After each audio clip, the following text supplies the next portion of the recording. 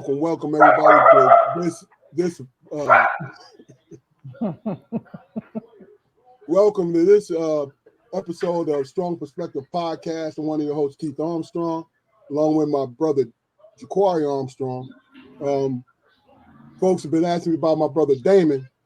What we do is we started this thing to really and truly just be with each other, but we also promote that if you have something as far as in the way of podcast you want to pursue, we'll leave your spot open. So Damon is pursuing this, and hopefully he'll come back soon. But if he don't come back soon, he's a damn star. That's what's it. Jaquari, how you doing today, brother? Good, man. I'm good. I was out of work event all week, so I'm party out and I'm rested. But I'm here. Okay. No doubt. You said party out. I got you. Look, we have a special guest tonight, Cassie King. You know, I met this young lady some years ago, and I think the world of her because she has a great personality and the energy that she carries. It is not trying to gas you, loving energy, but also attentive energy, and that is some of the main things that you need to carry, right? So welcome to the show, Casey. Hello. I'm glad to be here. How was your day today? It was Friday. It was Friday in the school system, so Yes, it went indeed. smooth. I look forward to 15. That's what I look for. No doubt. Just to give you a little background, I was the latter half of my law enforcement career. I was a school resource officer for Wake County in Raleigh, North Carolina, and I was at East Wake High School. And this is where I met Miss King. You know what I mean? And we had a lot in common. Her and her little clique of basketball players, the young ladies that they grew up with. It was all top tier basketball players. They put East Wake on the map. So I love that because I've always been a basketball guy. Whether it's young ladies or young men, I always loved the game of basketball. So with that being said, I'm glad that you took time on your busy schedule to join us, young lady. And I'm glad. why don't you do this? Tell us a little bit about yourself, and understand that we got the whole episode to get it all in. But what you can think about right now, by all means. All right. Well, I'm glad to be here. I'm from Wendell, North Carolina, born and raised, and I was born into a basketball family. My daddy played, and my sister played. They wanted my brother to play. They even named him after Kareem Jabbar. He didn't play one lick of basketball, but my dad was a little upset with that because he was his only boy. But yeah, always went to see my sister play basketball. You know, my dad got me my first goal, I think, when I was 5 years old, and I just got into the basketball world and went to East Wake and did great things there. Ended up going to North Carolina Central University. Wow. Hey, Miss Majette. What's good? Hey girl. Um, but went to NCCU to play basketball, and it was just like the best experience ever. I didn't think coming out of East Wake, I wanted to kind of go Division 1 at the time. It was CIAA, so Division 2. I was really trying to go major, and when you think of major, you think of Duke and Carolina and UNCW, and I couldn't pass the SAT for nothing, nothing. Gotcha. So a lot of schools that gave up on me, and I think I passed the ACT at the last minute, and I ended up North Carolina Central wanted me, and it was between them and A&T, and I think I picked the best one. I actually wanted to go to A&T, but Central just was home. The coaches treated me like family. The head coach came to my house and sat down with me and said she was going to guide me through. At the time, I didn't think how good I was because I really didn't. I thought I was average. I didn't, I just was competitive. I always wanted to win. So those 20-point games really didn't mean anything to me in high school because I was just like, okay, but got to Central and I was by myself, um, very lonely, and all I saw was the basketball court. Mhm. Um, they made sure we didn't do anything extracurricular. Look, my coach used to tell us, don't let your homecoming be your home going. That's Yeah, what no doubt. that's what she used to say. So, um, hey Barnes, I'm sorry, y'all covered it. Look, I'm seeing everybody. Keith Barnes is with us, everybody. Just to give you a little bit How you background, doing? we'll let you finish. We'll let you finish, Casey. But Yeah, Keith Barnes was my partner while we were at East Wake. One of my partners at East Wake, as school resource officer, so he knows Casey very well. But go ahead and finish, Casey. yeah. I'm sorry. I'm just seeing everybody come in. I'm excited.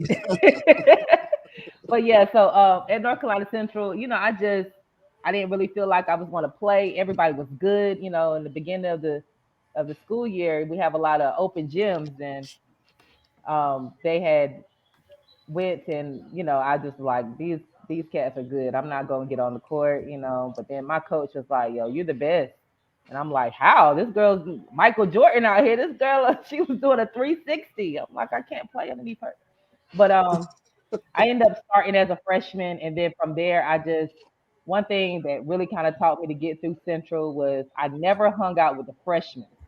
I always hung out with the seniors, Mhm, mhm. um, because they had goals. They wanted to win the CIAA. They wanted Yeah. to compete, and the other, we just coming in. We didn't really know anything. We just saw the life of being on campus, seeing everything that was going, all the parties and everything. I wanted to go so bad, but when me hanging out with the seniors, he's like, "That's lame. Don't be going, don't be going to no pre-dawn. You don't be going to pre-dawn." I'm like, "But I want to enjoy. I want to see the people there. Hey, Casey, did you whisper it? Like, I want to Yeah, I want enjoy. to go. Can I just pop in and pop out, kind of thing?" No Um, doubt.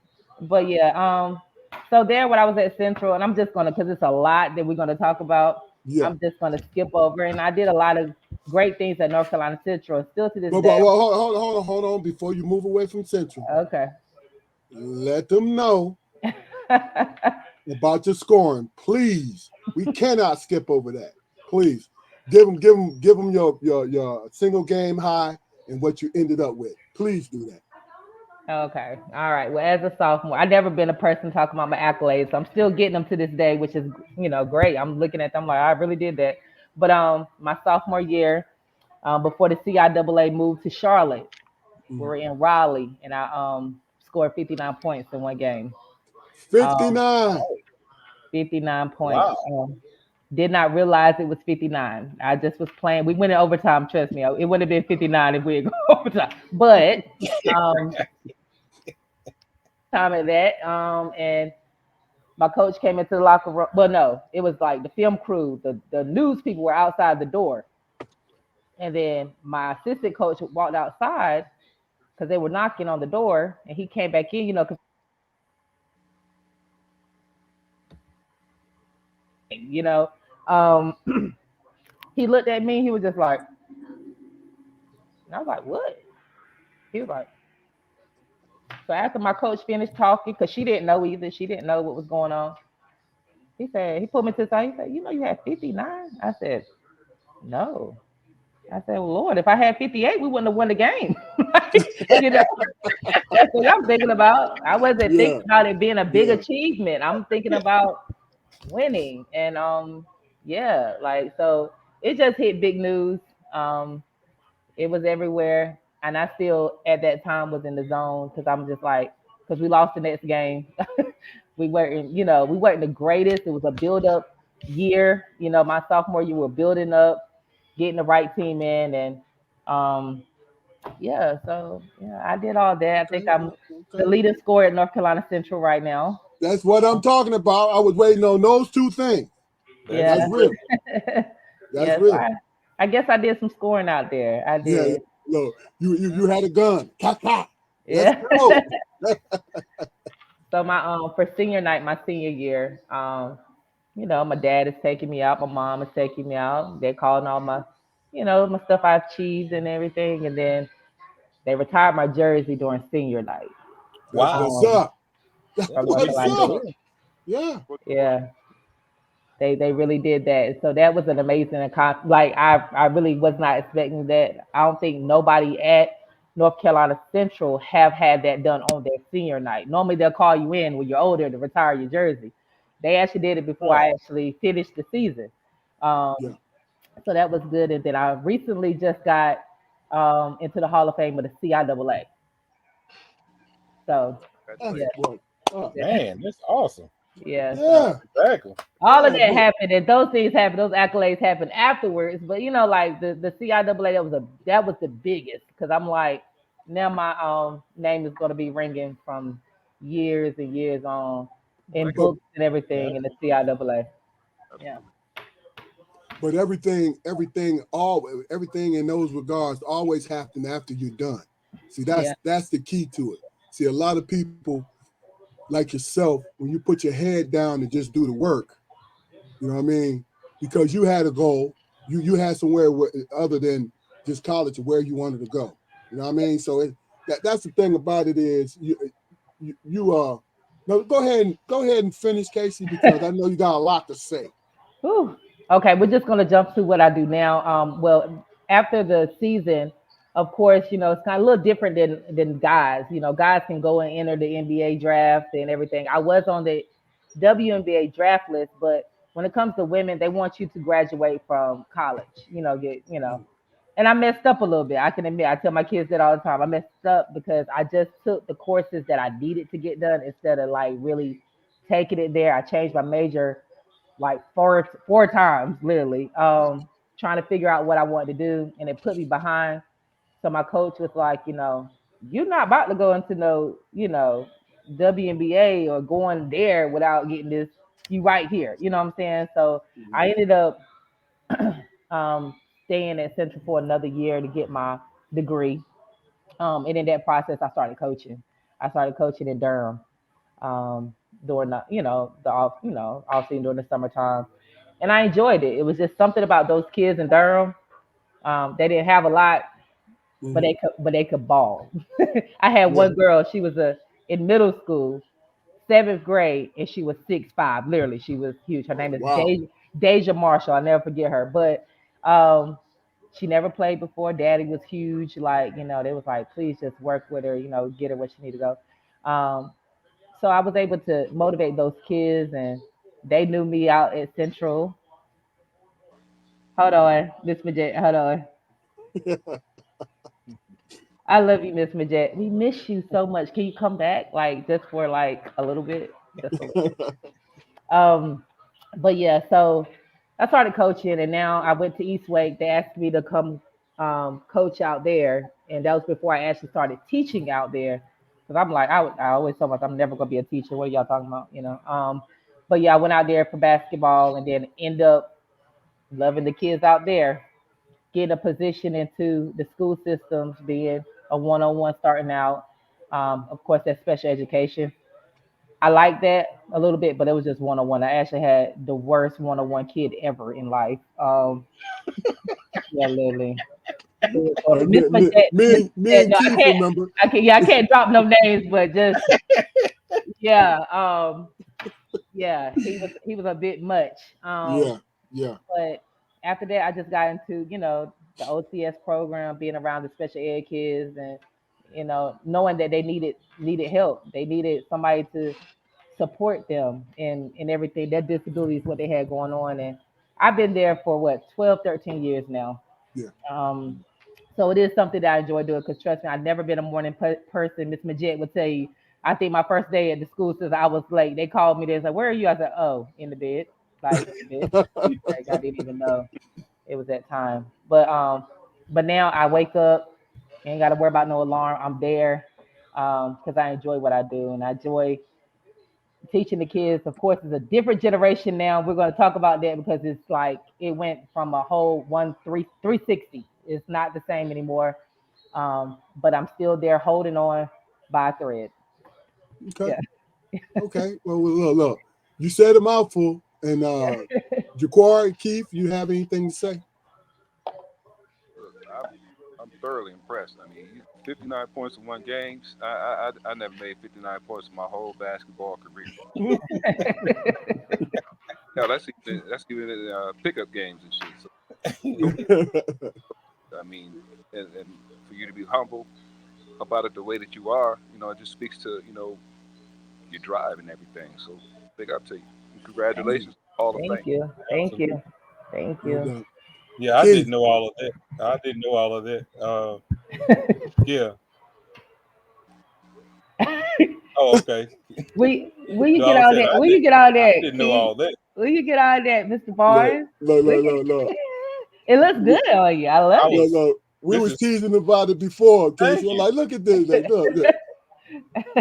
Grizzly Adams on us like Thank a you. But motherfucker. yeah, if they'd have let the policy go like it is now, you'd have saw it years ago. Yeah. And you know I like it. what I'm mad about is now my whole beard is white. And I'm like, if they Oh let the yeah. policy go, it would have been that flowing Yeah. joint, like, yeah. You know what I'm saying? Exactly. No, I would have went full Sunni on them, but it is what it is. Now, I'm gonna wait till I turn 60, then I'm just gonna grow it out, man. Hey, look, hey, So I'm good with the black on top and white here. I'm good with it, but I like hey, it is what it is. I like my shit. I look like a retired werewolf, and that suits me It's- just.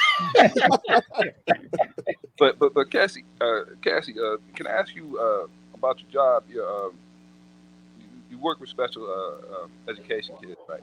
Are you involved in the diagnosis, or do you just like do school work with them, or what? Well, with the students that I have to be able to know everything that they have going on, their disabilities. Everyone is different. I'm not EC, which is EC is pretty much the one-on-ones. You need some. They need that one-on-one support. My students actually are those ones that they don't highly recommend college for them. It's more so job related. Gotcha, So gotcha. I'm preparing them for the workforce. They got to get their hours during the day, get amount of hours, and also get their coursework. So I really think that my students are more challenged than the regular ed kids because they actually got to accommodate these hours.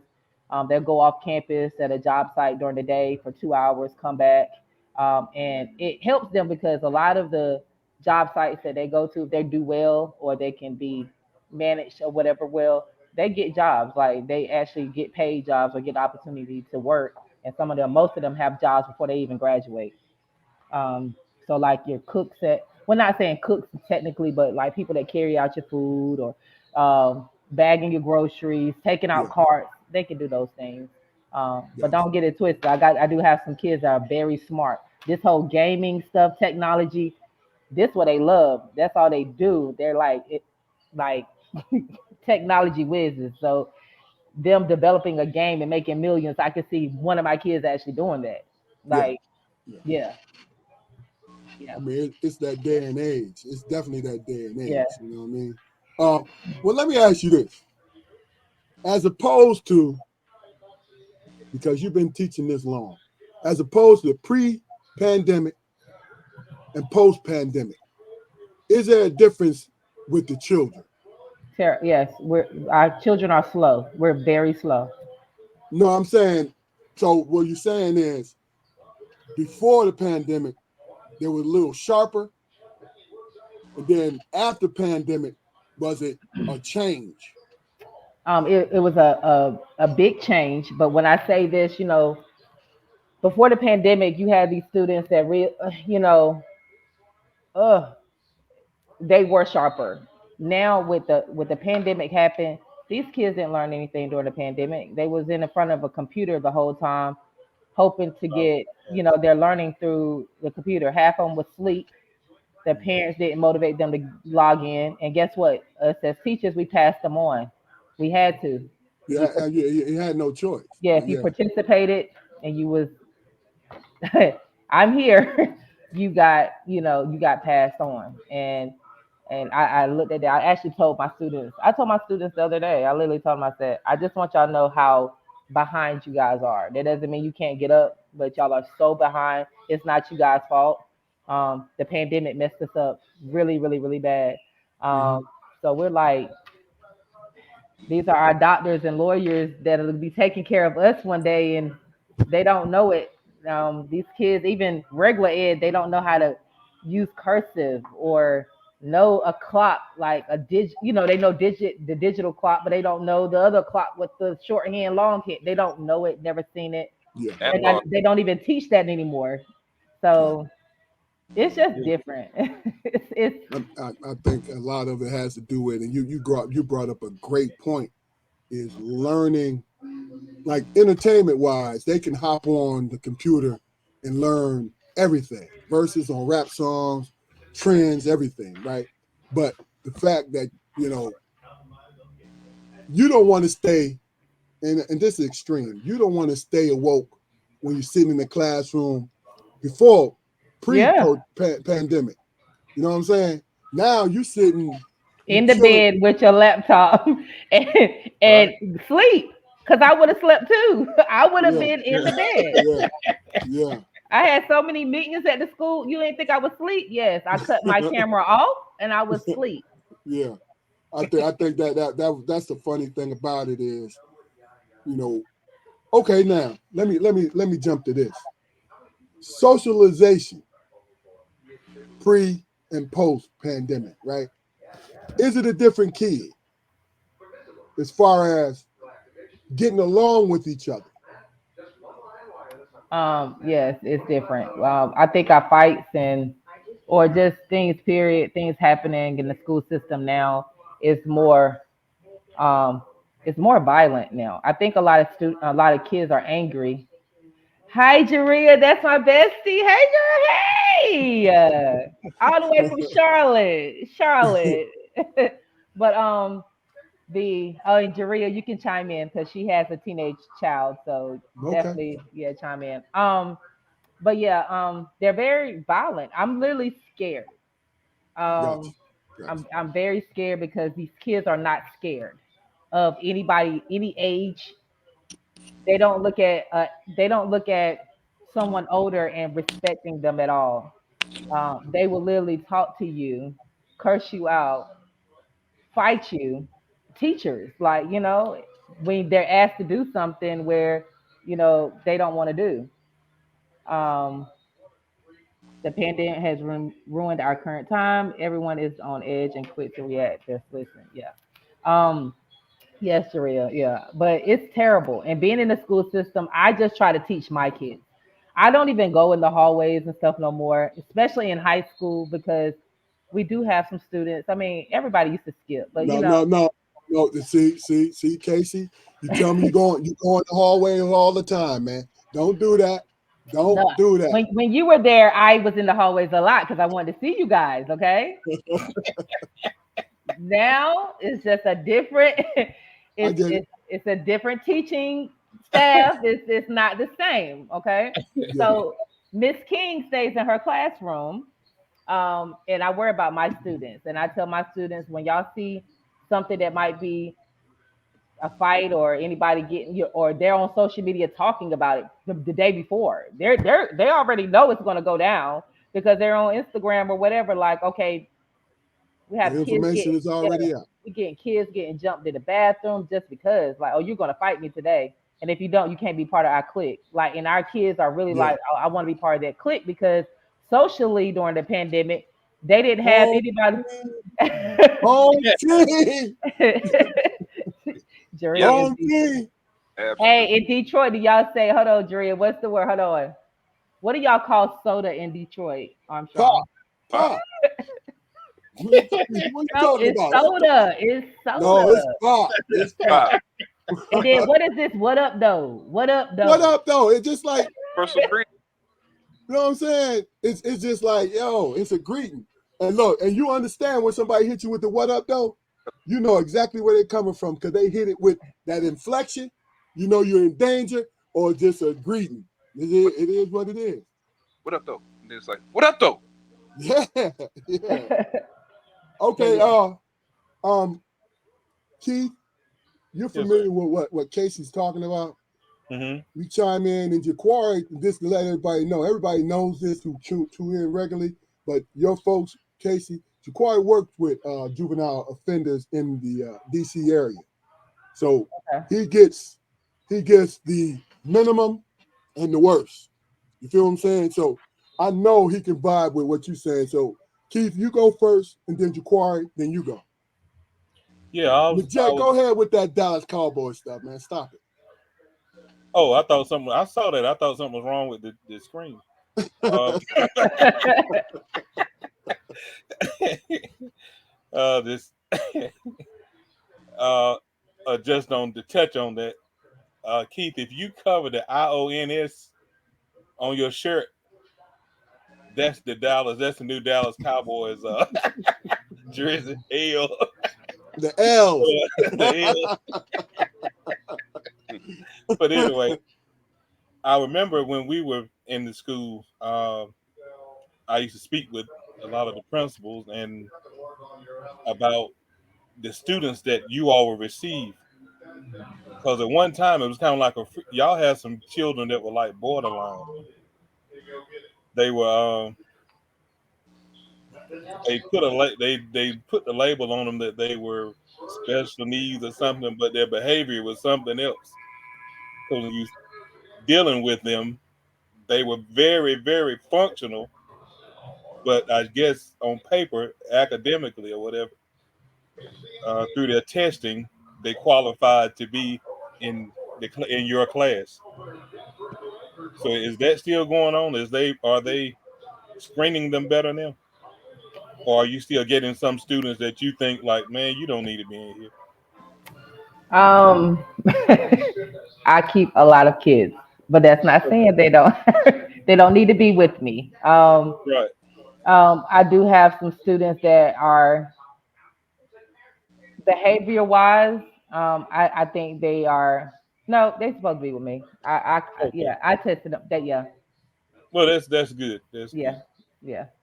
They and for the most part, everybody's supposed to be with me. But like I'm saying now is that it's getting worse. Like we're getting a lot of students. Like I had a big freshman group come in, and I'm Right. just like, is this going to continue? Like what is going on? Like and I had one parent that came to me like 3 years ago, and she just wanted me to have her child. She was like, I know you're going to keep him aligned, and I don't want him to get, you know. And I think he could have actually did regular ed, Mm-hmm. but I think she just wanted to make sure that he did, sidetrack being in the wrong crew and and everything. And I would say the location too. The area that we have with Eastern Wake County, Mm-hmm. these parents, and I hope I don't offend anybody, but these parents have they got to work, and they don't have the Gotta time. work. They got to work, and they don't have the time to really be at home with their child, especially when they get into middle, high school. Like they Mm-hmm. like you on your own. So some of these kids be out in the streets till 12 o'clock. One kid I say you go to sleep till 1. I'm like, my mom would never. Yeah, School day, I gotta be in the bed by 11 o'clock at least. You know what I'm saying? Not 1 o'clock. And some parents have their kids working already, yeah. Yeah. and the jobs don't care. They'll keep them there to midnight. They Mm-hmm. can't, That's the life that our community has to go through. It's like you have to be you have to understand what that family's going through, yeah, and then Mm-hmm. also the family has to understand what you're trying to do. You know what I yeah, mean? yeah. Hey, Jaquari, before you go, because I want to hear from you. Let's address your bestie, Casey. You see it on the screen? Yes, I was she's right. Social media. I mean, and you can't get the kids off of it. When I was coming through, when me and Jaria was at North Carolina Central University, we had to have a login through NCCU in order to get on Facebook. Yeah, Okay, let's be clear. We had to actually have access to get on Facebook. So now that anybody can get on these platforms, it's scary. You're talking about these kids are getting exposed to adult life early. yeah. Yeah. Yeah. Information that they can't process. They cannot Right. process. You know what And I they mean? That's the key.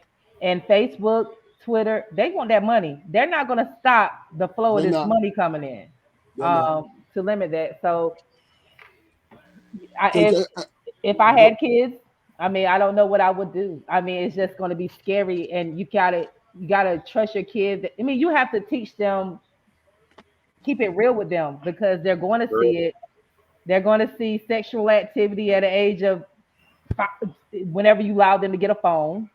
Well, And now everybody's getting kids with phones because they want you to contact me, or in case of an emergency, these kids have phones. And our best friend, they have phones now, but I mean, they don't have the social media. But she's 9 years old. By the time she's 10 or 11, she's asking, hey, can I make a TikTok? Because everybody likes to TikTok and stuff now. And you don't want to tell the kid no, because TikToks and things like that socially can help these children, but they're going to be exposed to everything early. So I yeah, think it's important for parents to have those conversations with their child, to let them know, let them hear from you instead of hearing it from social media. true. That's Exactly. real. Yeah. Hey, Jaquari, Uh, have you ever had to help any of your kids navigate like the stigma of being in the special ed program? Yes. So I'm dealing with that daily. I have a couple students that, they're too cool. They cool. They don't want to be um, they don't want to walk with us sometimes. We have to go to the office.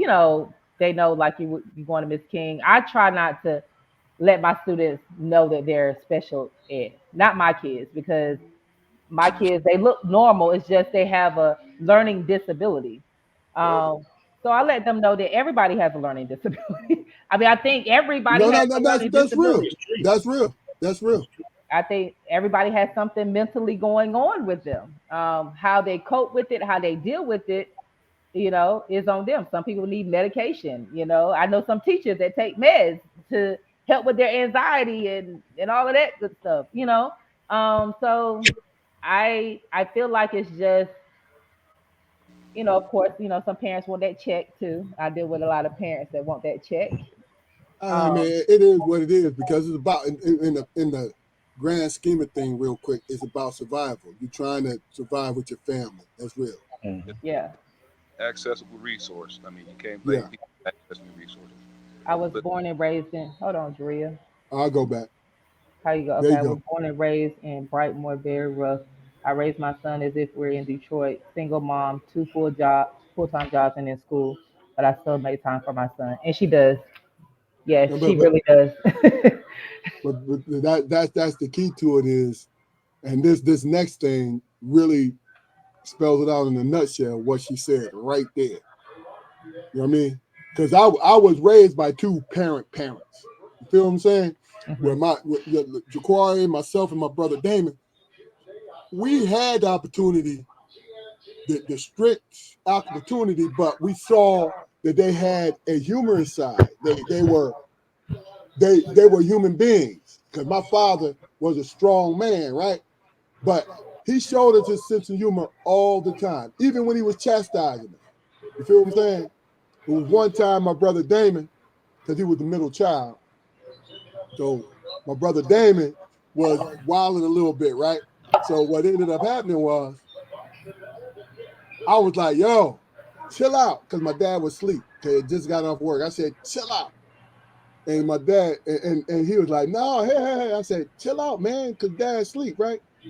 My dad, he opened one eye. He said, Keith, don't tell him nothing, because when he wake up on the operating table and he got one of my foot up his ass, he'll know that I was serious about it. All right, look. Here's Karima has something to put into it right here. Okay. It's a challenge. Again, You have to keep it real, as you said, instilling those values in them so when they see things you don't want them to see as thing like they trying to do that. Yes. Yep. Jaquari, did you go? you're gonna have to read out loud because I can't Oh, see. okay, you can't. Okay. Oh, sorry. Look, hey, Casey, what you say? Well, Okay. Hold on, class. Hold I on. I got you. I ain't. Hold on. You all right? Miss Majette said I, it's bro, a challenge. You have to keep it uh, real. As you said, instilling those values in them so when they see things you don't want them to see as parents, they have what you taught them to hold it up against. So, like, that's why I say, you got to prep them. Like, I mean, talk yeah, about it all. I mean, I'm going to be yeah, honest with you. everything is so different now. Even with, I mean, let's talk about it. This is a podcast, right? So Yeah, let's talk about you know, the LGBT and everything. A lot of controversy was talking about it being taught in school. No, I don't agree that you should have a class and it be taught in school. But I do think parents or everybody should talk about everything that's going on because they're going to see it. And then as that's real. parents, we're not alarmed when some of these challenges happen where their child is like, for instance, I had to last year during the summertime, I went to Durham and volunteer. Well, not volunteer. I worked at a summer camp. These kids were 7, 8, 9, 10-year old kids. And I overheard one of the kids saying, "Oh, yeah, being gay or LGBT is normal. Like, that's the thing to do." And I ain't paying no mind because these are little kids. I'm like, I'm not about to have, I'm just like, oh my God. I'm sitting there like, Armstrong, I'm Yeah, sitting there like, these kids yeah. are really talking about this. Um, so me and Tony, that work at a school, we were just talking about it. She asked me, she said, "You think this need to be taught in school?" And I'm like, no, but they're making it like, I mean, being LGBT or gay or whatever you want to say has been going on for years. I talked to my mom about this, people a bit, but you kept it to yourself. You did what you did. You had whatever beliefs, or your feelings or whatever for anybody, you held them to yourself. It wasn't so out. Now Yeah, you have, people get married. It's okay. We're gonna advocate for this. Da, da, da, da. So they're looking at things, everything on social media. They're seeing everything. yeah. They're doing everything. They're even allowing transgenders to play basketball. I told myself, I said, I wish I would, and I hope I don't defend anybody. I'm not playing against a man that was born a man. Okay, he is I get, not going to dunk on me. And hey, it's not look, fair. It's not fair. I, I can't jump as high as a guy. I can't dunk. I can't do that stuff. Was I good? Yeah, but I'm not about to sit here and compete. Put all of my, to someone that it might be a little easier for. okay, That's I just get, like, it's, yeah, Can I play devil's advocate really quickly? yeah. I'm not saying I land on either side of this issue, because Hmm. we have an opinion on it. But as fiery a topic as the LGBT LGBT. I'm sorry, I'm a big advocate for it. Yeah, LGBT. I got yeah. you.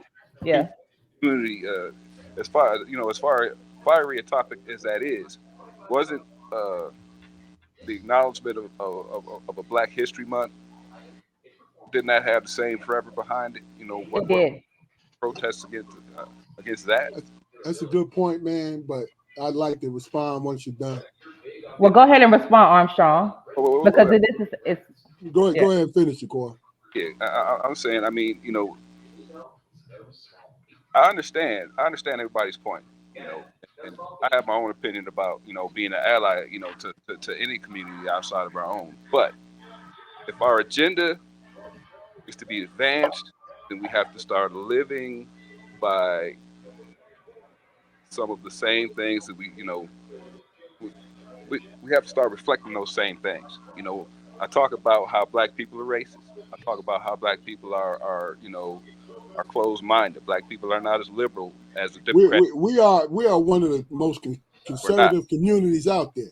But go So, ahead. Hmm. so, so if a community aligns itself with us, and they gain some advantage, you know, why are Black people up in arms about that? And before you answer, I'll say that's been my opinion for a long time. As far as different communities, as far as different subcultures and such. There people always hitch their wagon to us. You know, Okay. because we have the passion to push things through. Nobody else has made protest songs like we made protest songs. Nobody else is willing to get sprayed down with hoses and bit by dogs and shit. That's us. You know, All right. so the Mhm. advancements that we get when they're spread out to everybody else, that kind of pisses us off as a community. Why do you think that is? Well, let me do it this. This is one of the one times that I'm gonna respond to this. Um, Respond. and it's not a pushback on you because they don't belong in the same area. Bro, this is my opinion, everybody. There is a choice, and there is what you live in. You understand what I'm saying to you? So, responding to why black folks are upset because when they join, when we have other, all right, I'm gonna say minority, but that's not the right word. Other minorities join a cause to become more. I understand why somebody would be upset when the main cause has gotten no traction, but the fact that you piggyback off of this cause, you get more, right? Now, is it saying that I disagree with the no? Because me, when it comes to human beings, you feel some way about something. I'm gonna give you, I'm gonna give you the opportunity for me to hear you. You feel what I'm saying? But our community has no room to do things if we do not. And I'm talking about the color of our skin more than anything. When it comes to the LBGT2, I put Q in there, right? When it comes to that, if we are of light skin, I include you there. We, because we moving in the same direction. Now, when you try to separate yourself, do I have a problem? No. But what it is that why are you here? You see what I'm saying? If you're not here for the whole ride and you just want to go part of the way, why come? And this is answering you, Jaquan. But see, black men, American, African American black men, uh, uh, any black man from the Caribbean, uh, the African continent are severely homophobic. Severely Every, what? You cut are, out. Say that again. every, every. Oh, sorry, I'm stuck. African American males, black men from the islands, black men from the continent of Africa are severely homophobic. So that But you know why? just said, Now, yeah, I get it. I understand. I heard the stories. now, now understand it's not the I read all that stuff too. I mean, yeah, but but see that you know, that's I just want to throw that in there. yeah, It's a before, reason why they feel that way. It has nothing to do with the okay, people's choice. I get it. But before all that stuff was documented, you don't think there was homosexuality in Africa? It was. It's throughout history. Yes, sir. Yes, sir. It's documented. Yes. So why is it that the president of what is it?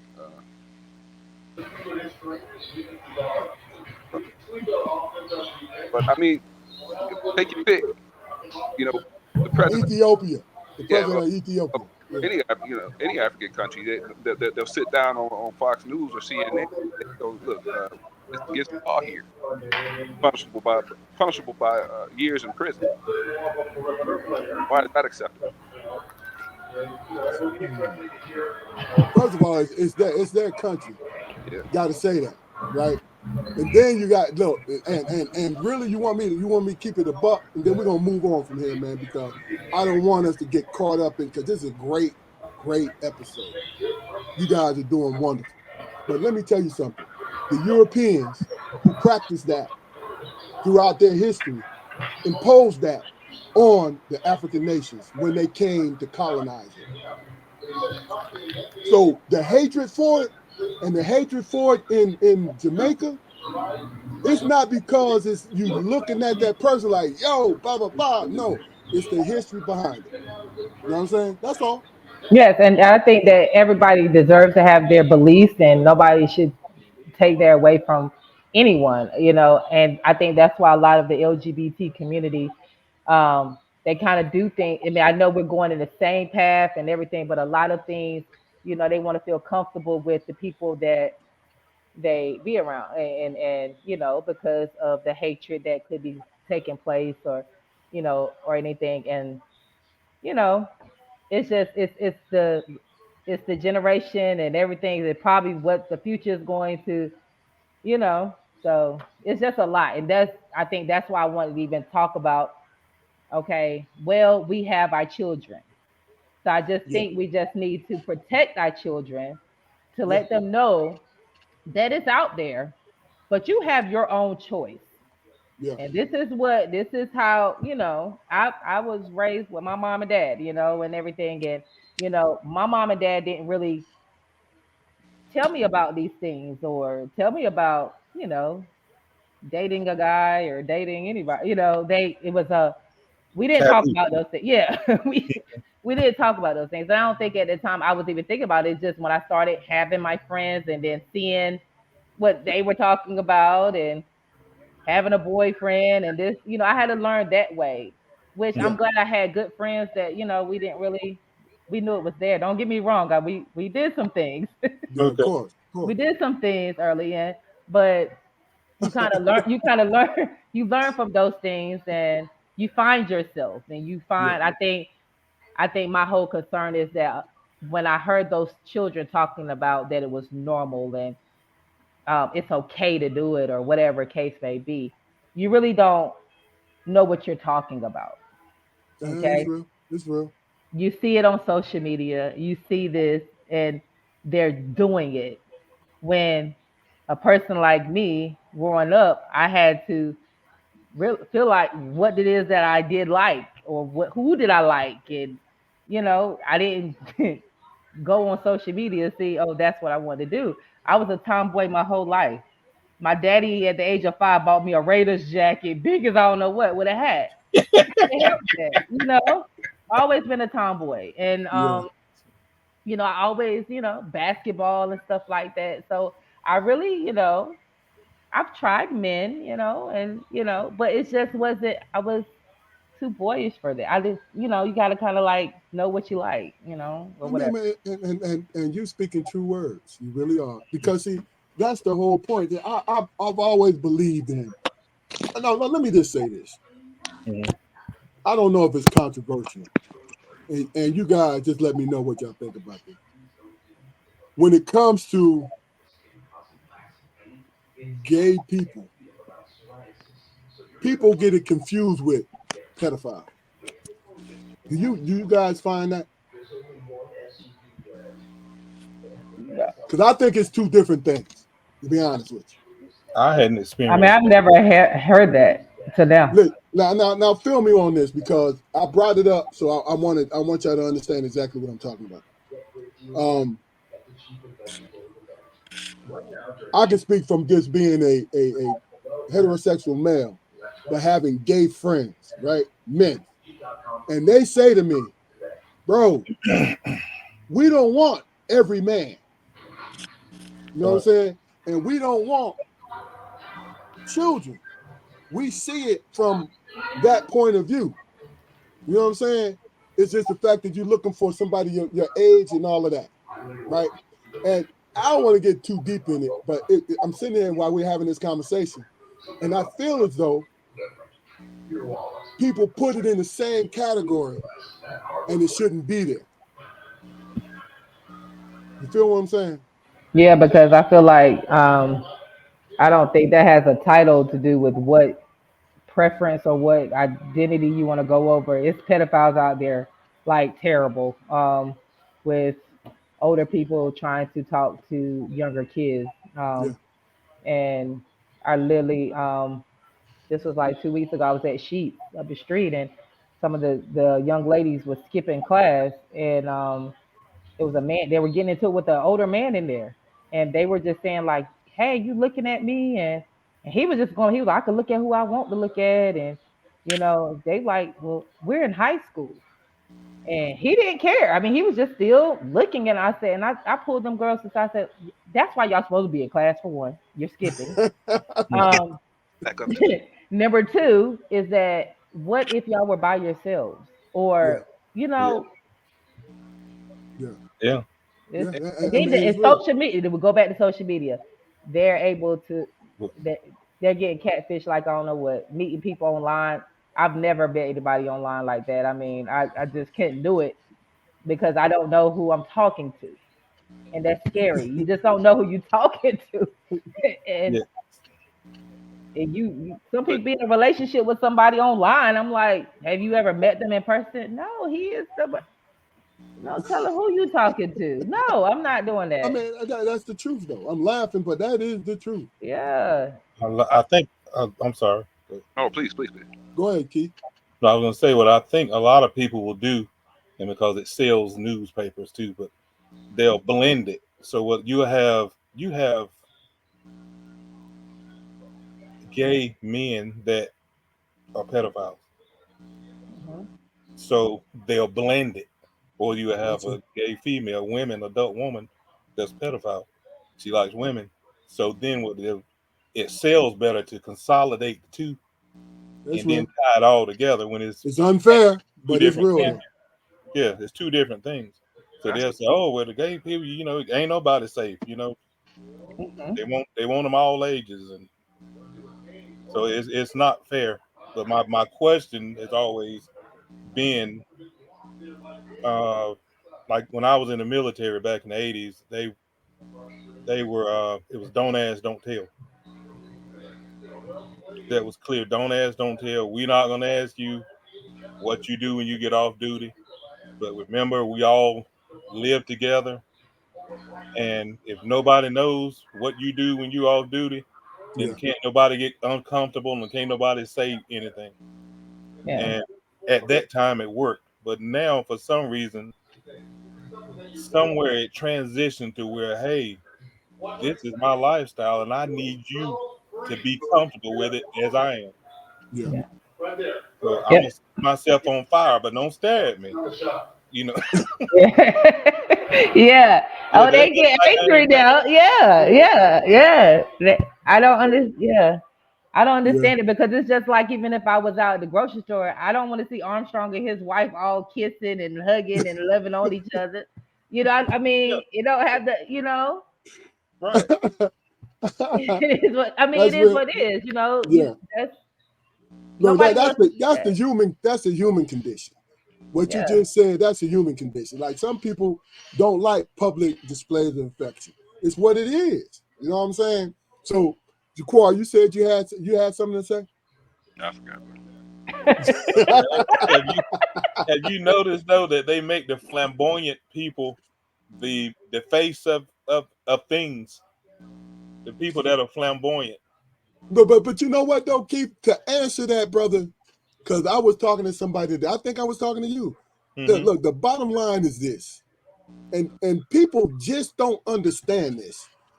I'm 59. When I was growing up, all I saw was white, the fake white middle America, the version of what they felt that they wanted to see on television. You want to know Hmm. why? Because they was in charge. They Yeah. were in charge. You know what I'm saying? They was in the position to put in what they're comfortable with. So when we see it more now, it's because those folks are in position to Uh, put it there. See, people get caught up on this agenda, this conspiracy and all this. No, what it is that person who's in charge of programming, like, yo, man, throw this up in there. You feel what I'm saying? Or, mhm. or just keep it real simple when it comes to what they call it, biracial marriage, not biracial, but Hmm. interracial marriage, right? We see it Right. all the time in our commercials. You know what I Hmm. mean? And I think because it's a black executive with a white wife, want to make himself feel comfortable. And I can't be mad at that. You feel what I'm saying? It's like the stuff that we see is who is in charge. This is why when we every maybe 5 to 10 years, what do we see? We see a Holocaust movie Hmm. because the executives in Hollywood are Jewish people. Yeah. Is that a conspiracy or is that somebody who like making money? Yeah. Yeah. I mean, You know what I mean? I guess it's just a narrative that they put. They even said Yeah, about If you ever look at commercials, the HIV commercials, oh, it's so gay. It's so like, Yeah. I know. but it's a lot. Anybody can catch Hey, look. HIV. Like Hey, you got, look. you know, Tell me something. the Tell me monkey something. pox. Like they were saying, oh yeah, like Yeah. So it's just look, when we see commercials about herpes, why everybody in that commercial got turtlenecks, man? Because somebody tell me. Yes. I don't know. It's just the narrative that people try. It's Man, sad look. because Every look, I'm joking more than anything, man. yeah, Because no, this look, is just we're just talking. I mean, we're just putting it all out there, but um, it's I don't know. Like it's just I feel like to me it's just scary times right now. yeah, With the pandemic and everything and how so many people passed away during the pandemic and now a COVID lot. is still out here, but ain't nobody dying now. Like it's just a conspiracy to me about the whole pandemic, the COVID stuff. I mean, like, I feel that. I mean, you look. Let me put it like this: you can piece it together, it, and that shit can connect. You know what I'm you saying? guys are wilding. I Y'all are wilding. mean, don't get me wrong, people are dying They are. of They COVID, are. God is down. but when COVID was out, it was oh boy, like I mean, my dad died of COVID, so it was like not Yeah. being able to be Yeah. I'm sorry to hear that. now, not being able to go to the hospital. They basically telling me you have to talk Exactly. through a thing. You don't know what they're putting into your to them when they're there, and to this day, I do. I just believe I have my own belief when it comes to it I because it's mean, like, and you I know, respect that. yeah, they did. I mean, I felt like the doctors didn't know what was going on, and they were just doing what someone was telling them to do. Whatever medicine they was trying to treat, whatever they was, I had to hop on. I see Miss Majette. You said, okay, doing great things, Miss King. You're a superstar. Keep doing your thing. I love you all. Okay, bye, Miss Majette. Tell everyone I said hello, and I want to see the kiddos and your husband and everybody. Thank you No for doubt. coming on.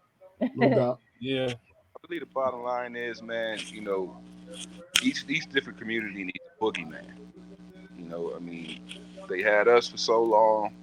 They Now they still got us, dog. still For got us. good. Not got the Yeah. Hmm. Spanish when they can't really pick on us like they want to. They go to the gays and the lesbians and the transgender people. And my thing is, man, I just we as black people, I think we are the ultimate poster children for the world having an open mind.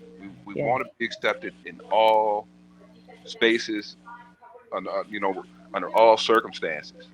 But Hmm. I just don't see us as a community reciprocating that to everybody. Yeah, we got to come together because if um and this is not about different races, but the Caucasians, I literally watch things. If you like, even the Chinese, they coming over here making all this money, and we just buy. They got restaurants, they got beauty salons, they have all of these things, and we, as the black community, I feel like it's so much hatred, which we deserve to have this hatred because of the stuff we had to go through in history. We have a lot of hatred, and didn't have a lot of things to happen for us. But now we have the opportunity to actually do those things. We can actually get our businesses going, get in alliance with each other, and have multiple businesses. I'm an event planner. Like literally every club downtown Raleigh, they're all in cahoots with each other. It's not Mhm. one person making money. With the black community, oh, we're competing. Oh, this club over here booming, and I'm over here. As the black community, if we came together and be like, hey, we all doing a club, we all got this, we all doing this. Let's have these meetings. Let's see what we can do to work together.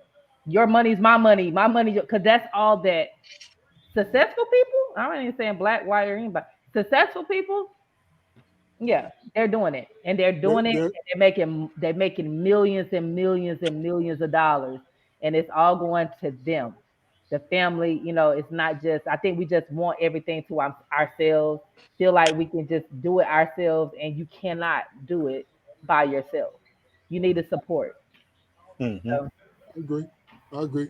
Hey, Jaquar, we're gonna go ahead and I should have done this earlier, but you have a segment you need to do, and go ahead and do your segment, and then we're gonna switch it up just a little bit because I'm curious, Casey, because you've been a coach for a long time, and we got the NIL, we got the different things that's going on, the underpaid WNBA folks, all of that.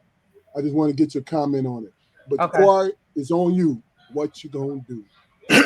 All right. Well, this is my segment, and the name of it is called Uncle Sports Say. Okay. I had something else prepared for today, but talking to Casey, it sparked something in me because coming up in elementary school and everything, I was a part of a special education program, and quite frankly, it not only did I learn, but shit, it was fun. We had fun all the time. We had candy every Monday. You know, you know, You they, know you wrong, man. Go ahead. Go this is ahead. my life. This is my life, pal. God damn it. We had candy on Mondays and Fridays, and it wasn't handed out. You got to put your hand in the bag and pull something out. Hey, I'm jealous. That that shit was special to me. They they, they, they took us to the motherfucking farm. Oh, shit. That the first time they took us to the farm, that's when I found out I was afraid of horses and shit. Mhm. Yeah, but yeah, that's. But Too big, move too fast.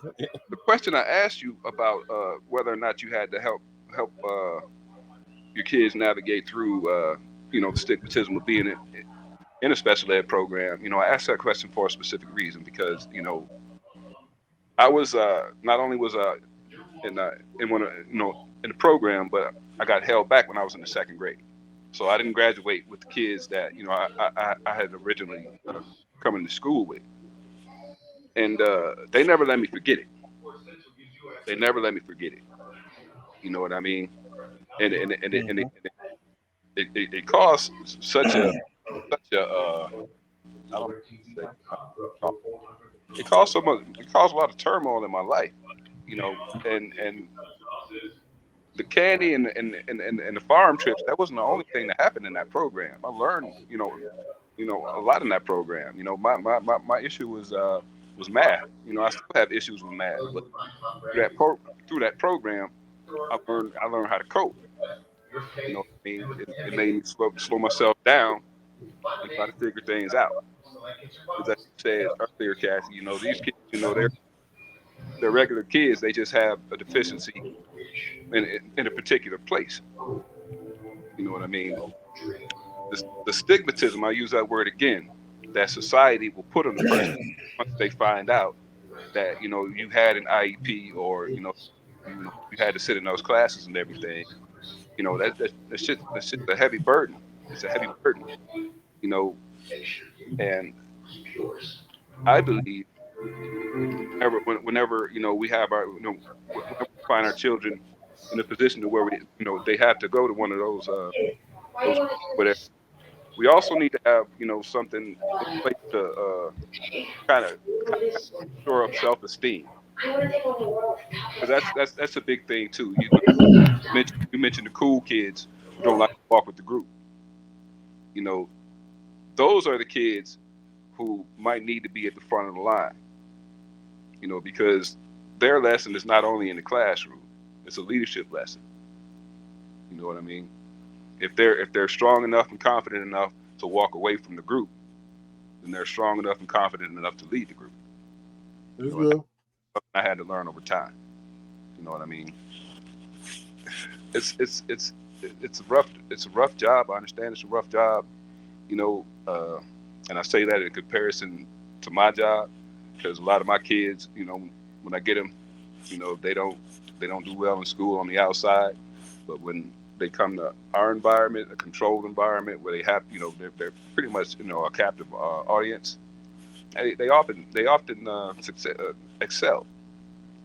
So I just want to take the time, and thank you for your service.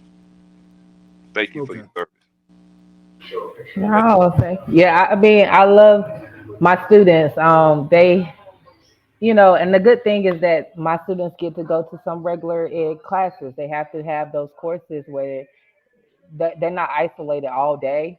Um, with me or with the other teachers, they get to, and like I said, I have those discussions with with them. Like, I don't ever want them to feel like that they are special needs. I actually had a parent because her child was like, yeah, my child said that you was in class saying that he's not special needs and he don't have any kind of thing going on with him. I said, well, ma'am, I don't want them to think that he does, you Yeah, know.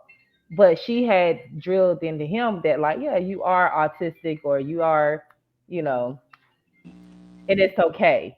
And I'm like, okay, well, and I pulled him to the side. I said, okay, well, your mom. He was really autistic. He was one of my autistic kids, because not all of my students are have autism. They just like some of them have learning disabilities, some of them have autism, but can maneuver and be able to be in the program that we have, as far as the occupational course. Um, but I had to tell him outside, privately, away from the other students, like yes, you do have autism, but this like everybody might have some kind of. I tried to let him know, but he didn't understand. He didn't care, because he was really. It's been drilled for the longest that he's autistic and he's not normal and he's not, from his parents. So I think it's the way you actually be taught as well too. I look at being the OCS teacher being just a support for these students. Give them the coursework that they're going to need in order to survive when they graduate, counting money, making sure that banking, yeah, things like that. That I feel like to this day, we as me being a regular ed, math one, algebra and stuff, we're not using that today. I mean, let's be honest, we're not really using that unless you in that kind of field when it comes to we're not doing it. We got to make sure our money right, making sure we able to do legitimate businesses, be able to teach. I mean, I'm learning a lot just being in that class. I mean, it's refreshing my memory from what I learned back here because that I give them the work. But yeah. you know, I essentially do the same thing, teaching like teaching young folks life skills and all that stuff, and yeah. So yeah, I respect the effort. Well, look, great point, guys. Look, I want to say this, put this on record. Great fucking episode. Real. All three of you guys have been done wonderful jobs, right? So let's pivot a little bit, Casey, because I don't want to get off the fact that you have this basketball knowledge. So my question to you is: you're familiar with the NIL, and in this state, they approve high school players for the NIL. That was back in maybe late July, maybe. So my question is,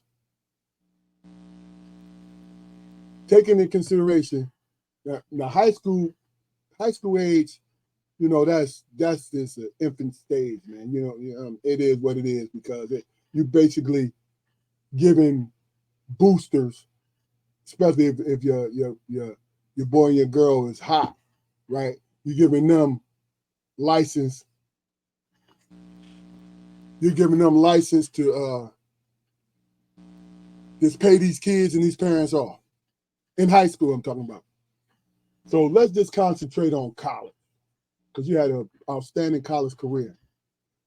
First question, I got two questions. First question is, with the career that you had at Central, right? Would your NIL be banging? yes, I was just talking to my friends about that. I would have had some money in the bank. Definitely, I probably just would have probably took every opportunity I can, yeah, to go get it.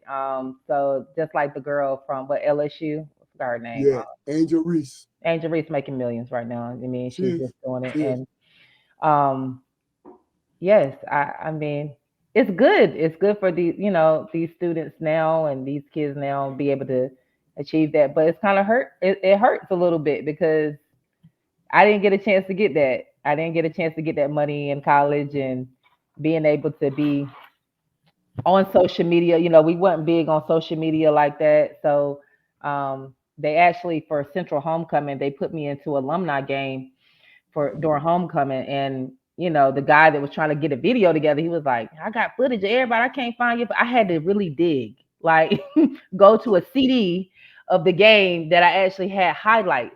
Because Yeah, yeah, I mean, like, these younger players now, they have highlights all on. You Google their name and yeah, everything. um but I guess it just shows, I mean, even the history of basketball. Michael Jordan might not have been the greatest he probably could have been. you and know that's the truth though. yeah, You know he what I mean? probably Because would have. he never had he never had a max contract. Right. You feel what I'm Right. saying? Yeah. And what he was doing was, in order for him to win, he took less salary from the Bulls because he was making all his money from his endorsement. Yeah. You know what I mean? Hmm. Angel Reese. I would have took her. Not. I think That's going viral. she's a common. I think she's a good player, but also, and tell me what you think about this. Tell me what you think about this. Her timing was impeccable, and she didn't do it on purpose. She was competing, Hmm. so she had the IG presence, right? And then all of a sudden, they were winning. But so South Carolina was destroying them every time they played them, right? But when they went on that run in the tournament, and she got the IG tournament, and then it didn't hurt that the fact that she was a attractive woman. I think you know what I think it is. It's the Jordan effect, because Michael Jordan, in my opinion, I think he's one of the greatest players to ever play the game. But he's famous because of all the endorsements, the Gatorades, the Hanes, all of that shit that was thrown in everybody's face. And then he got on the court and boom. So what is your opinion about that, Casey? I think Angel Reese is an amazing basketball player. I do think she's going to grow a lot. I think it's a lot of growing that she needs to do as far as the skill aspect. Um, she was a lot like me. She was a shit talker. And I Yeah, did that a lot on the court. No team like me, because when I was on the court, you cannot stop me. yeah, I'm going to you. You're not. Yeah, I was like that, and that's how Angel Reese played. And a lot of things that she did went viral was her blocking a shot. I mean, we blocked numerous of shots, but her stuff was recorded. Her stuff was social media, so they like, oh, who is she? yeah. She hardcore. There were a lot of hardcore female athletes prior to her, but That's like, real. I mean, think about it. Yeah, and look, the UConn girls, the South Carolina girls, the Tennessee girls, who were yes, dogs, like dogs, dogs. You know what I'm yes, saying? Yeah. But I think it was like it just happened at the right time. yeah. Keith, you have a comment about it? No, well, yeah, I think I was speaking with you earlier. I think it's a great thing. I think it's long overdue, and because these universities and other corporations have been making a killing off of athletes, and then you look later on and see them on some getting interviewed, like some of the guys from the University of Miami talking about all the money is gone. They they Yeah, played pro, they too injured to play, now they don't have money. Or Michael Irvin and them, some of them saying what they had to do. Said we winning these national championships, they building buildings here, but I'm eating cereal and water. I'm eating cereal with water and I with sugar. remember that shit. But go ahead. Yeah, so it's long overdue. Uh, but I was mentioning to Keith earlier today that at some point in time, I'm thinking that someone is going to try to exploit the NIL thing, Well, finding different ways to test the fence. but you can't, man, because they got packs, right? Okay. That you know what the packs are. It's outlawed for alumni to pay the players. Right. Well, guess what? The PACs are. That's that alumni paying the players to go to the school. See what I'm Okay. saying? Good. Okay. So it's unexploitable. It's just the fact that the kids down, like the kids that like mid-level, Yeah. unless they got alumni that like them, they kind of ass out. This is male and female. Okay. Jaquari. So, Yeah, go ahead, Keith. no, I was gonna say, if I was gonna ask, what I would ask Casey is, at her level, what now would you say to students now coming in that you see have potential? What would you say to motivate them to say, hey, okay, this is an opportunity right here. This is something that you could have access to if you come in here and take this thing seriously. These 4 years coming through high school, you can get in on this. How is that something? Have you thought about how you could use that as a tool through coaching?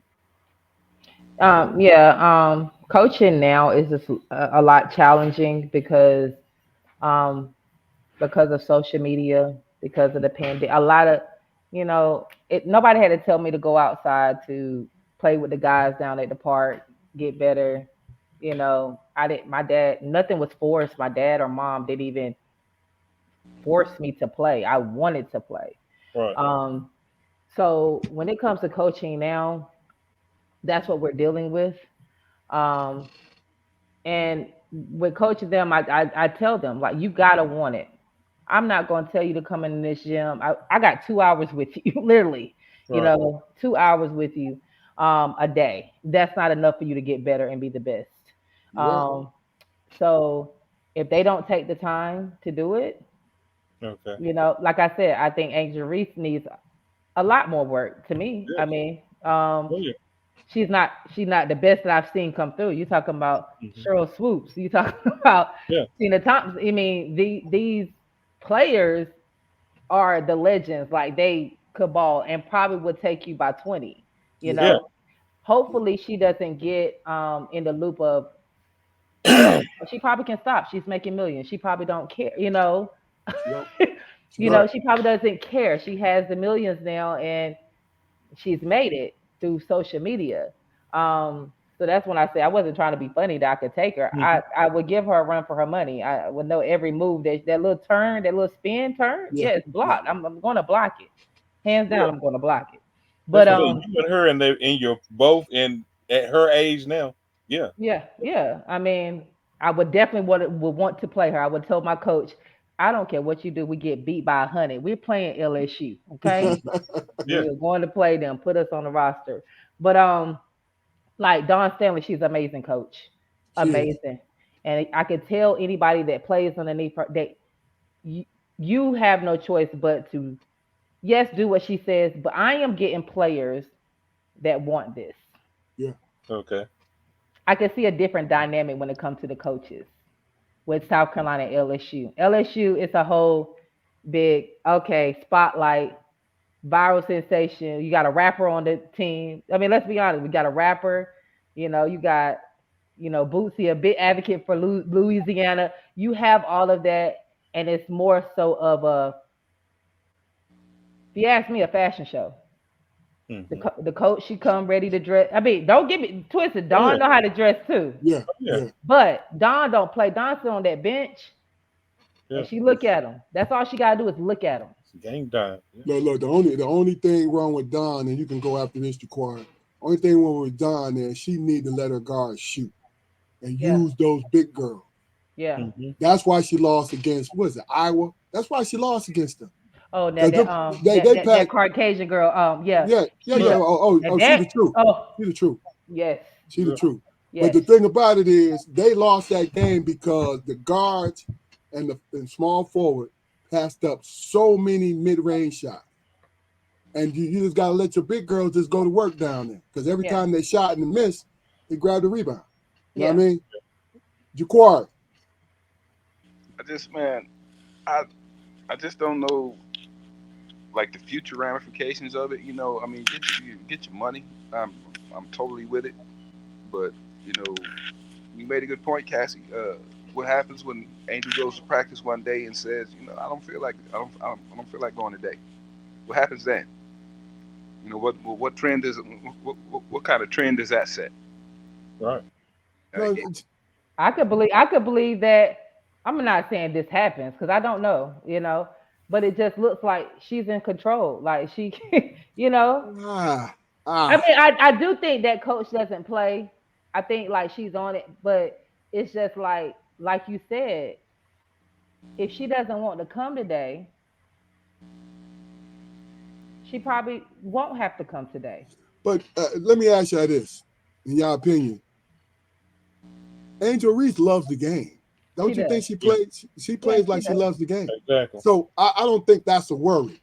But Yeah. the Yeah. funny thing about it with her and Flage, they say, "Yo, are you looking forward to go to the NBA?" Like, listen, I'm going 4 years because I'm making That's twice right. the money, 3 times the money that those stars are making in the NBA, Yeah. the WNBA. See, that's Yeah. the key to it.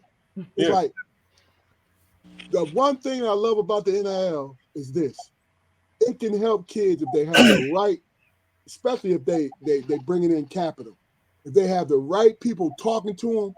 Mm-hmm. Once they graduate from whether they play or not, once they graduate from college, they got a nest egg in Yeah. which they can. You know what I'm Rarely, saying?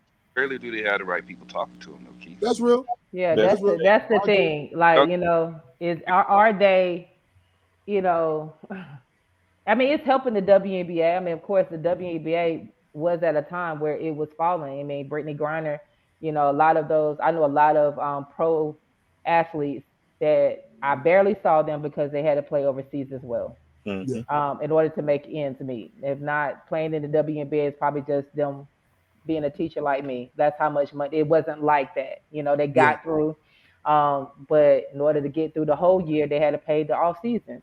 Um, so now with the social media, the NIL, it is an advantage to help put some more money in these kids. To say that you're a celebrity. I mean, some yeah, Yeah. WNBA players yeah. can't even say they're a celebrity That's because real. their That's bank real. account ain't showing for it. You Right. Yeah, might know them, what, and but what about the kids who aren't getting the NIL contracts? They still on their ass. yeah, I'm, unfortunate. but I'm gonna tell you though, now, and I Question, can say this about my all the bigger schools. ultimate question is, what was the point? No, no. Let me just say this. To me, in my opinion, the NIL, what it did was it helped the kids on the lower stream because the pack money gives those kids extra money. All those kids ain't getting that money though, Keith. That's my point. Hey, look, first of all, it's not going to take us. We're speaking about basketball. Now, maybe football would be a different thing because it's more. But basketball, you know what I'm saying? It's easy at a Power Five school to pay a kid $5,000 during the season, $5,000 to $10,000 during the season. That's easy to do. And then those kids who are on scholarship, they don't have to pay for anything. So if they can easily hold on to that because the pack, there's a difference. The NIL, which is endorsements, right? But the pack money is the actual alumni that's throwing money into a fund that's going to take care of the kids that don't have. You know what I mean? And also, what they use it for is to entice great players to come. Like you think about it, like the high school kid who left Florida State because Florida State guaranteed him $1.2 million, right? But then when he get there, he find out that Florida State lied. Then he went to USC and he got it. So Go ahead, so Jaquan. so what happens to these kids after 4 years and they graduate and they try out for whatever team and they don't make it? What happens to them then? They Or they've done. what? Wait. What they've done is they bartered their future for a couple of years. For what could ultimately be a little bit of money, as opposed to the quality of the school. Now, Okay. if Shithouse University is offering me $2 million, and Harvard says, okay, well, shit, I ain't gonna give you $2 million, but you can come here for free. which deal do you think young people are going to take? Red, If black. they get that $2 million, they better get that shit from Shithouse, man. I don't give a fuck about Harvard. Wow. Yeah, Do you because look. All right, think about it. realize I'm that speaking. I'm that speaking. I'm speaking from realize my that point of view. if We you didn't have. Go if you ahead, Jaquar. on average, if you graduate from from Howard from Harvard, excuse me, you're guaranteed to make at least $1 million, at least. It depends where you are. Yeah, and Harvard is name recognition. I don't give a shit if you majored in fingerprint painting at Harvard.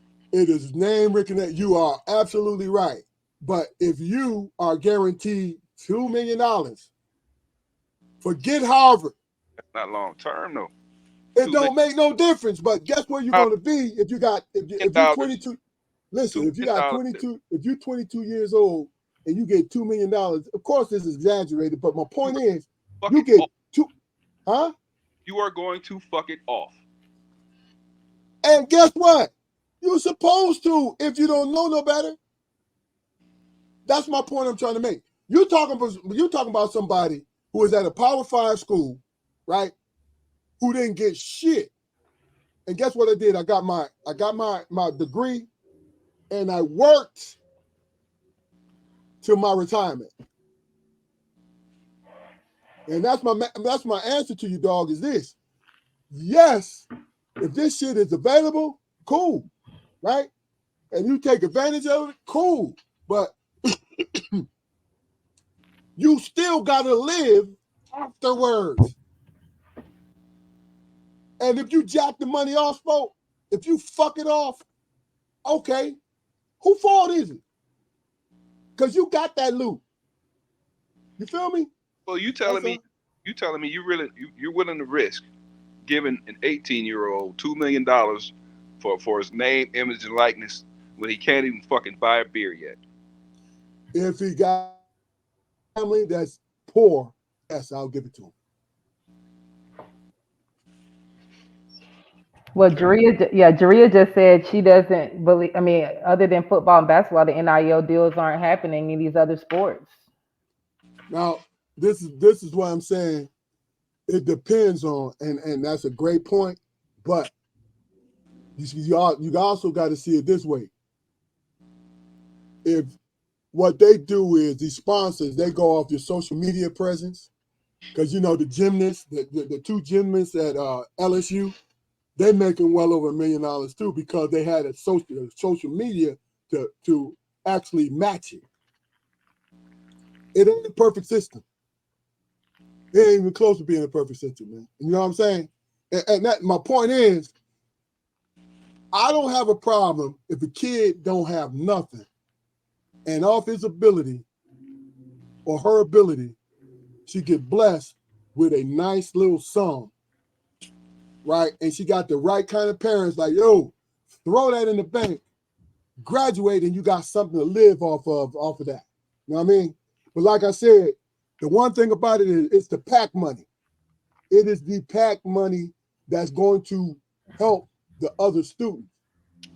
But see, the universities, they're stingy with that bull crap. You know what I'm saying? They really are.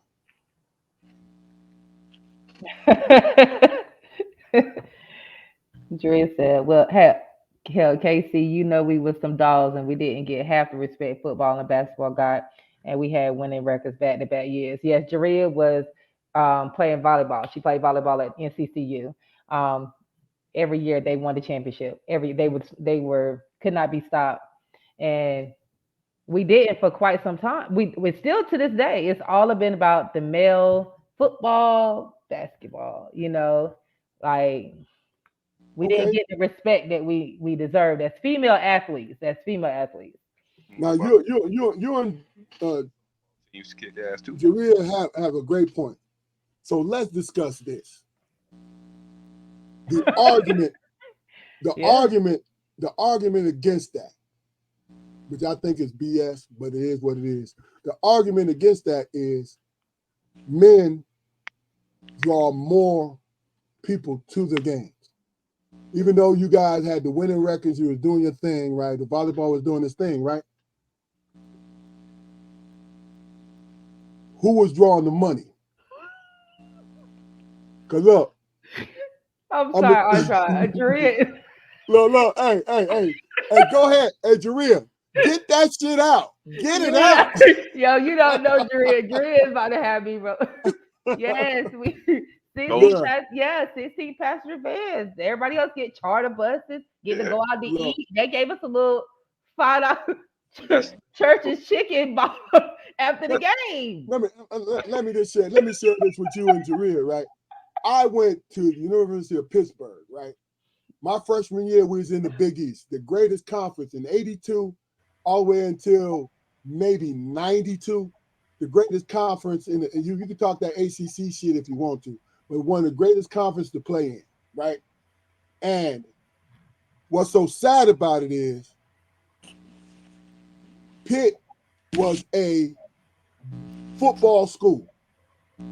So no matter how much success we had, and they had to build it over time, because the only reason why, and this is just a little small point, the only reason why we went to the ACC and left the Big East because we wanted the football team to be in position to do more. So I feel what y'all saying, not to the degree that you talking about. You know what I'm saying? No, I'm just laughing because after every game, when it came to us, we got church's chicken. Yeah, The big ass drumstick, like it was with huge. with with the Yeah, feathers or without the feathers. with the feather.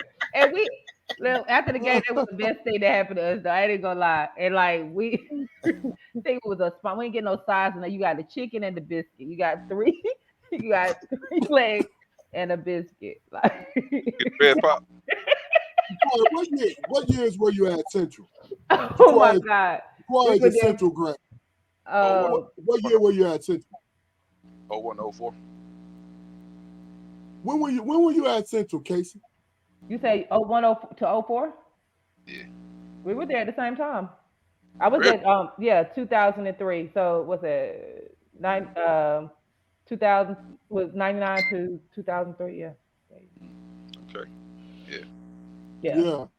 But look, yeah. The funny thing about it is, Yeah, Jaria, just log off. I can't. I'm about to be laughing the whole time. You got to log off. no, it's good shit. Cause we can ready to get off here.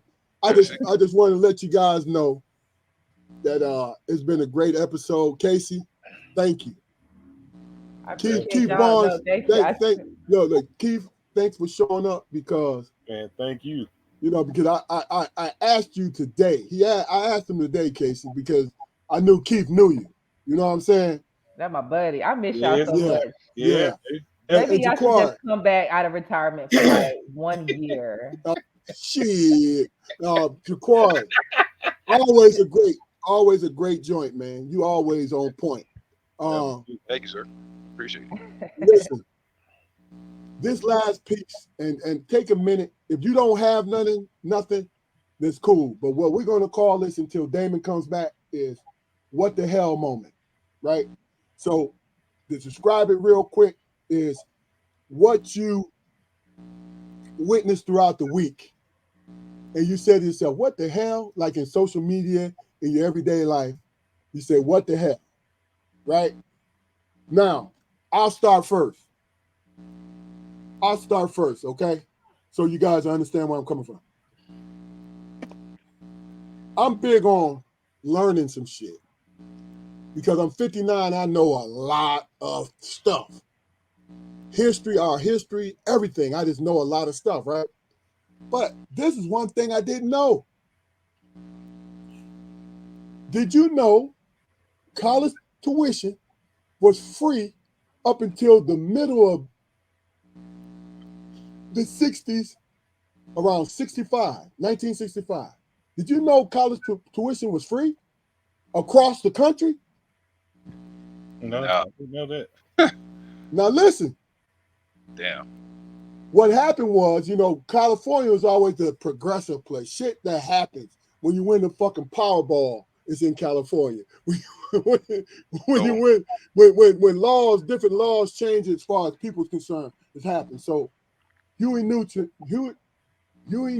and Bobby Seals were Black Panthers. Them and the Brown Berets, which were Puerto Ricans and this Latin joints, right? They were protesting because in the state of California, the university educational system was free, but they was not letting Black people in. It was like trickling in, like one or two each joint, right? So Ronald Reagan became governor of California.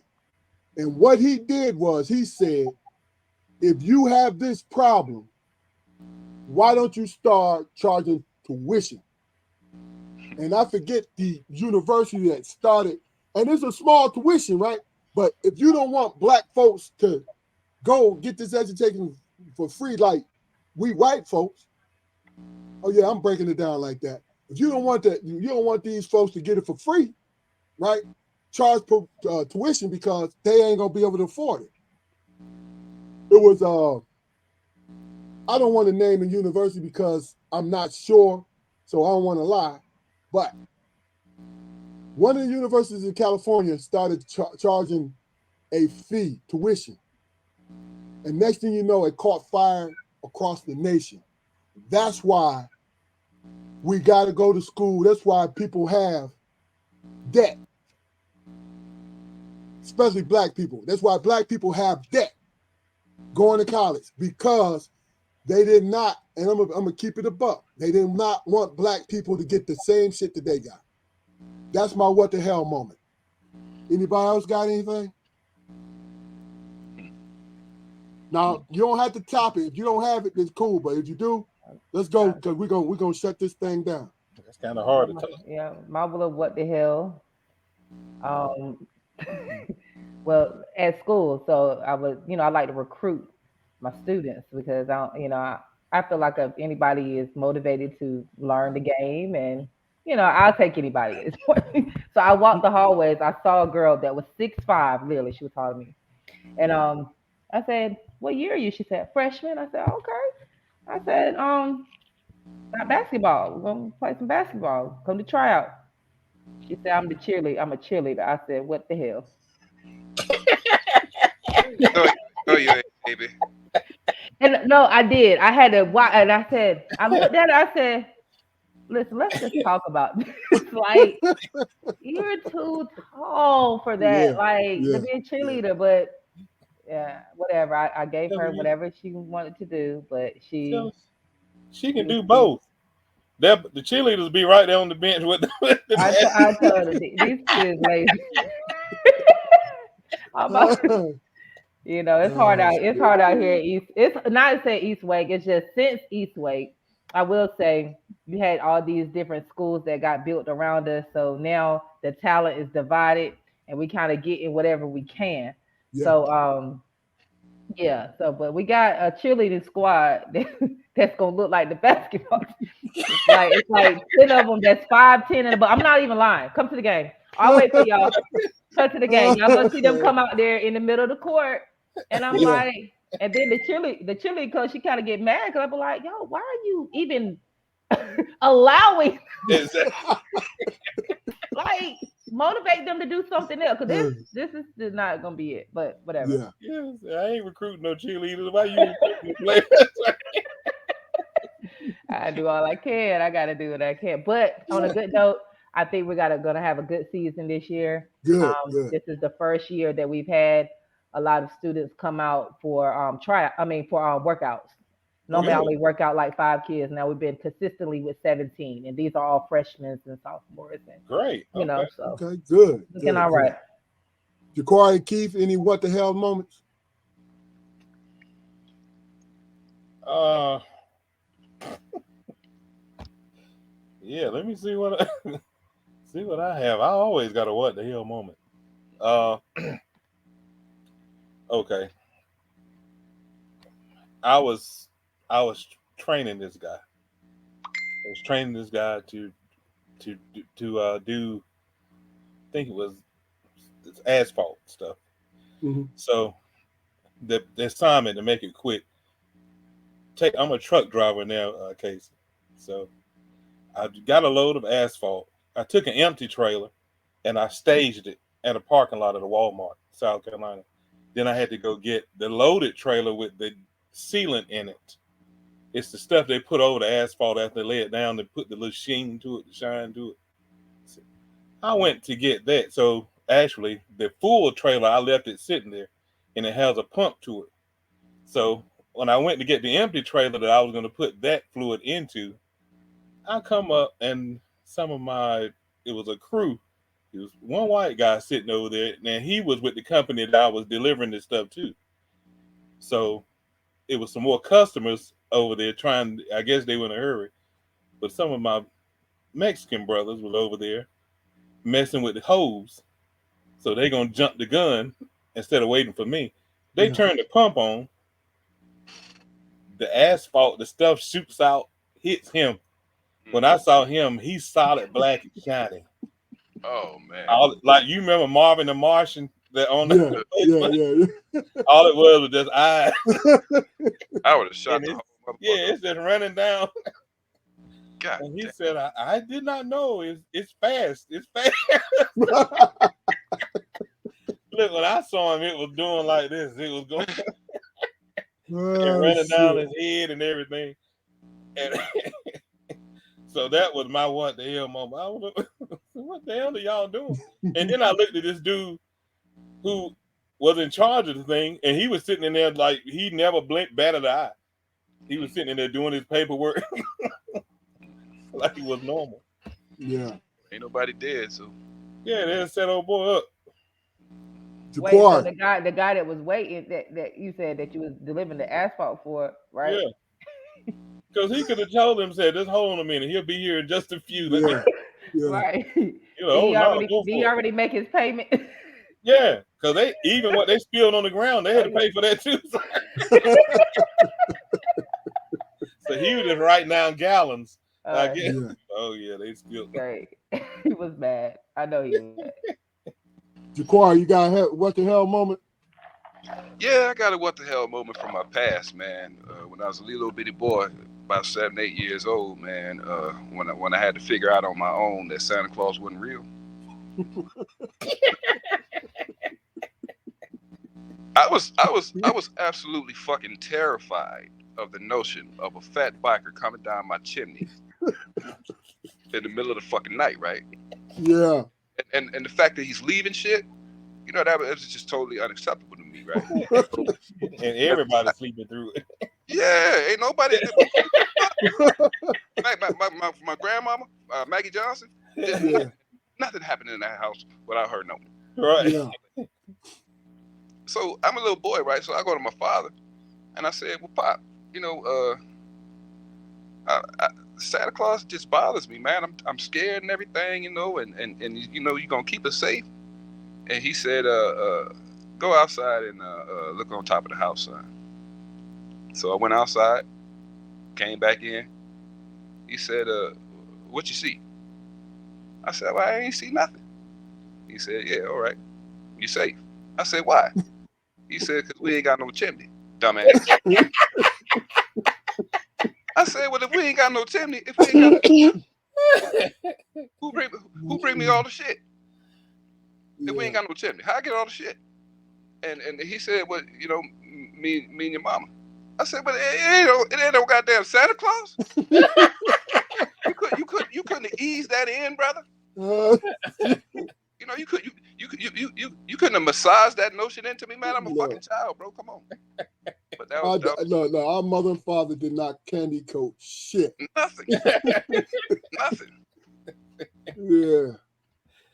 Okay. Well, you had something to say, Keith? Yeah. This is one from the past too, and you and Casey are gonna love it because it's all about Casey. I'm gonna act it out. Hey, stop! Don't quit cussing. Quit acting like that. Stop cussing. What's wrong with you? I got my fucking Jaquar, she had got beat down, and she come in, she had knocks on the head, her eyes swollen, stuff. And it was two funny things. She came in there and she kept trying to push past Keith, like she gonna go back and get the girl. She kept bumping. So after about the third time, he get out of patience with it. He said, "Stop doing that and sit down. Stop." So Casey comes in, and because she plays for, she's one of her players on the team, so she's irate, and she's trying to get her to calm down and stop cussing. So she said, "Stop cussing. Stop, calm down, stop." She said, "What's wrong with you?" She said, "I got my fucking ass kicked." She said, "What you mean?" She said, "Look at my face." When she moved her hands, Casey said, "Ooh."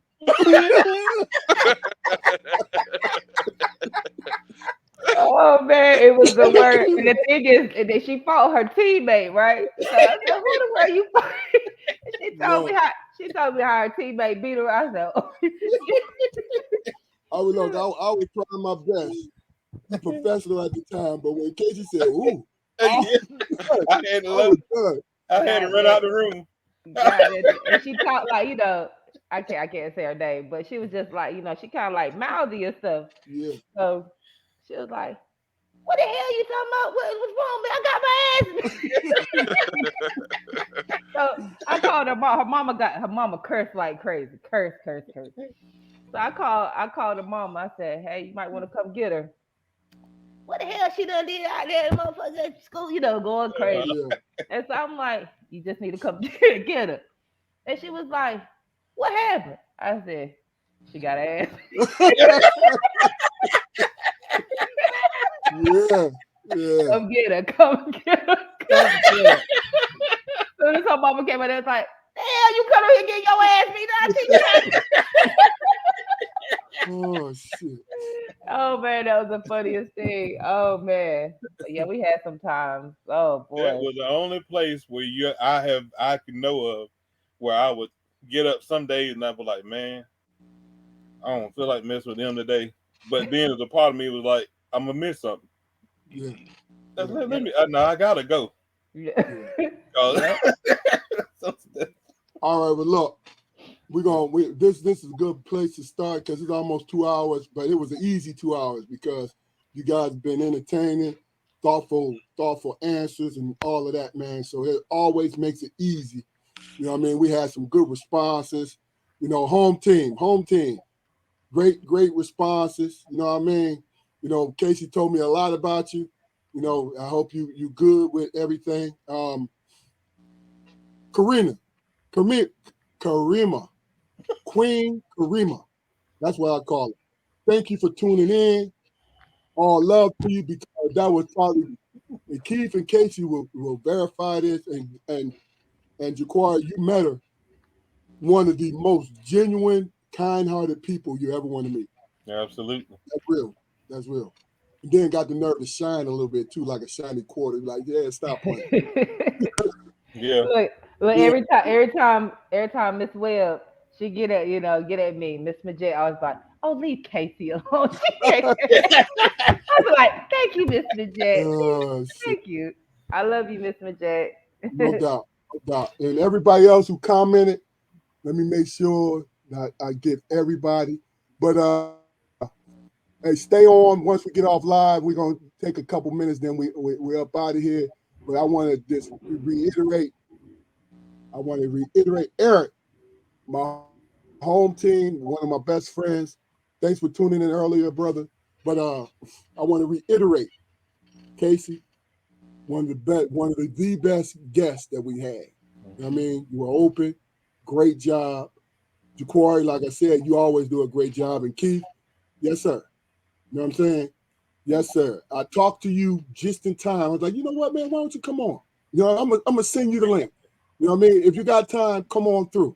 And Casey always say, "Oh man," I tell her, "Look, you're a celebrity. She want to be low key, want to be humble with it." But what I usually say to her, and this is what I want to reaffirm: when I call you a celebrity, what I'm saying to you is you have that energy that people are gravitated to. That's real. You know what I'm saying? That's real. Thank you. I'm You strong. know. Yeah. Anything last words we got before we go off live, guys? My birthday Monday, y'all. That's what I'm Oh, talking about. happy Oh, birthday. Thank you. Thank you. The birthday of a legend. That's a legend right there. sweet 16. All right. Yes, sir. Couple, Yes, couple sir. times over. Yes, sir. All right. Well, look, we're gonna go off live. This is Strong Perspective Podcast. Please, guys, go. I should have said this earlier, but I was having so much fun. Go to our YouTube channel, like, share, and subscribe, especially subscribe, because we got some great content. You know what I mean? If you see this later on, please go subscribe to the channel. But like I said, it's been a great show. The Strong Perspective Podcast, and good night. Peace. Good night.